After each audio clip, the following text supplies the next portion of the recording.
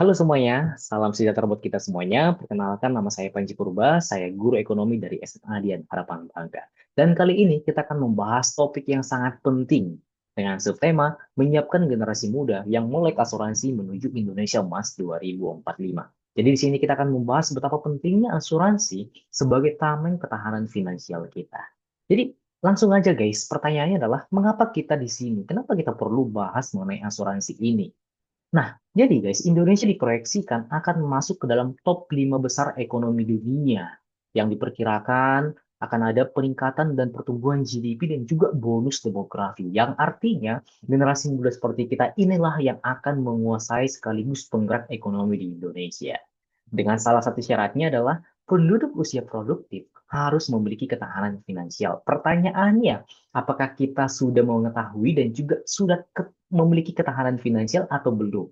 Karena pada faktanya guys, ya ini dari berita yang saya dapatkan gitu ya, ada banyak sekali Gen Z yang tidak tertarik dengan asuransi. Atau bahkan banyak sekali generasi muda dari usia 18 sampai 25 tahun seperti kita ini tidak paham soal pentingnya asuransi. Sangat miris sekali, tapi itulah faktanya. Lalu pertanyaannya, apakah kita masih bisa mencapai Indonesia Emas 2045 itu?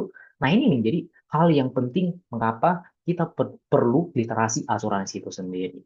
Ya, jadi kita perlu paham bahwa asuransi bukan sebagai beban, tapi sebagai safety net. Karena generasi muda sering sekali menganggap, aduh, asuransi nanti harus ada pembayaran lagi, tanggungan lagi, gitu ya. Itu salah besar, begitu ya. Jadi asuransi itu harus sebagai safety net, jaring pengaman kita. Supaya apa? Supaya kita tetap memiliki ketahanan finansial. Jadi langsung aja kita bahas, gitu ya. Nah, sebelum kita masuk ke definisi asuransi, kita perlu paham dan manajemen risiko. Pertanyaannya, berapa banyak dari kalian yang sering sekali tabungannya itu ludes hanya karena sekali sakit? Ayo. Nah, saya juga pernah mengalami hal yang sama, gitu ya. Saya awalnya nabung untuk jalan-jalan, tapi karena saya sakit, ya jadinya semuanya habis untuk biaya berobat. Nah, jadi guys, kita sepakat dulu gitu ya. Dan seperti yang kalian ketahui, setiap aktivitas itu punya risiko masing-masing.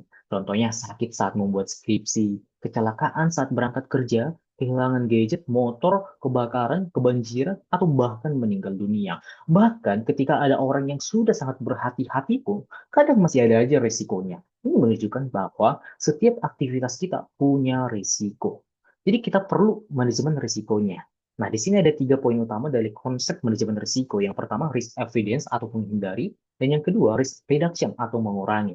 Nah, ini merupakan dua konsep di mana uh, perlunya tindakan dari kita sendiri, gitu ya, dari kita pribadi untuk menghindari dan juga mengurangi hal-hal yang begitu berisiko, hal-hal yang membuat kita akan rugi, gitu ya. Nah, yang ketiga adalah risk transfer, mengalihkan. Nah, inilah dia asuransi itu, gitu ya. Artinya apa? Kita tahu bahwa setiap hal yang kita alami bisa mengandung risiko. Aktivitas yang kita lakukan ada risikonya. Tapi kita bisa alihkan risiko tersebut sehingga bukan kita lagi yang mengalami atau menanggungnya, tapi kita bisa alihkan ke perusahaan asuransi.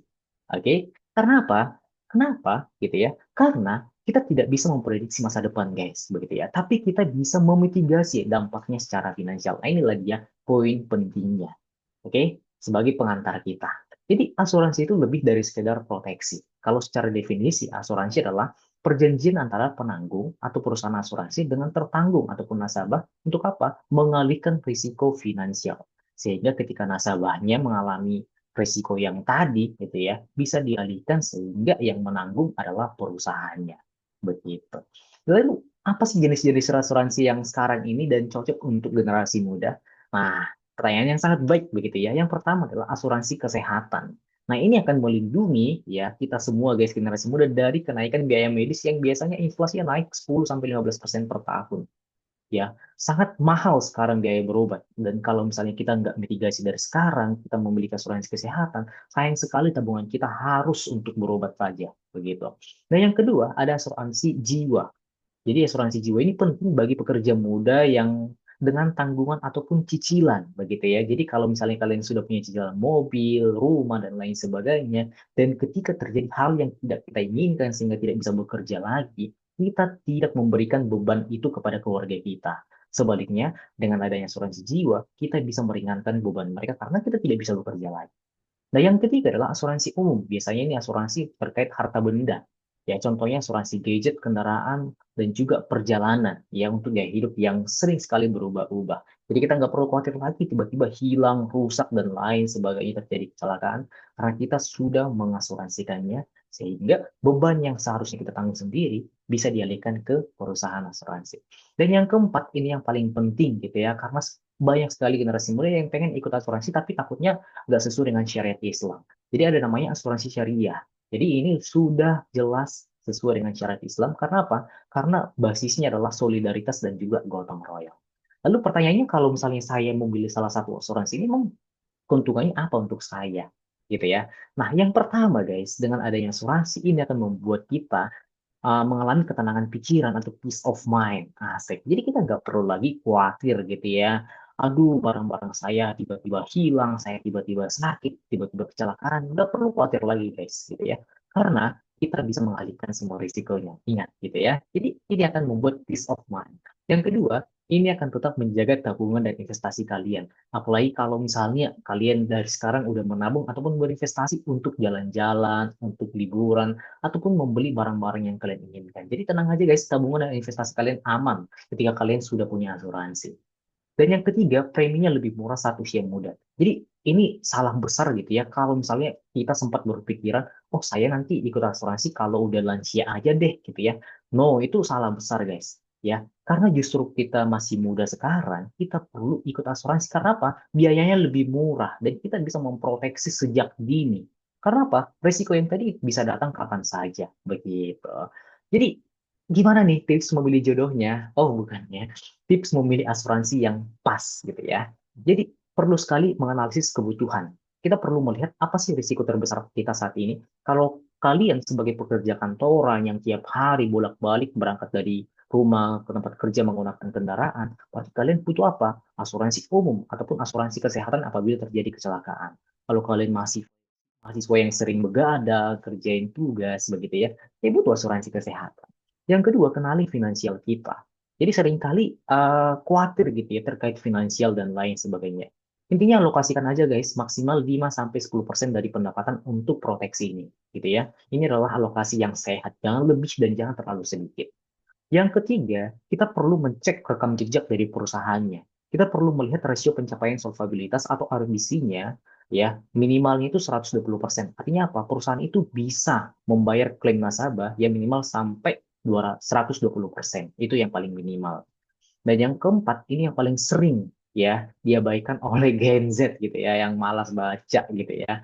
Nah, pahami apa yang dikecualikan. Jadi kita perlu tahu apa yang boleh dan yang tidak. Karena ketika kita klaim ternyata nggak bisa, padahal karena kita nggak baca, nah ini jadi tanggungan kita sendiri, begitu ya.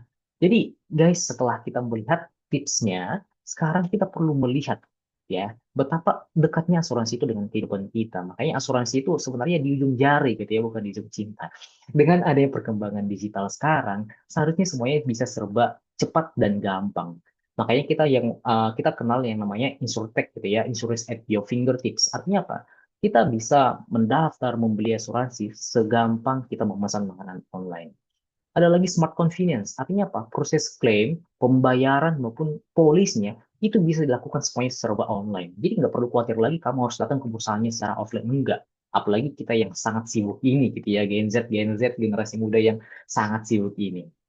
Dan yang terakhir guys, di tengah perkembangan digital juga ya tidak bisa dipungkiri ada banyak sekali ya asuransi-asuransi bodong.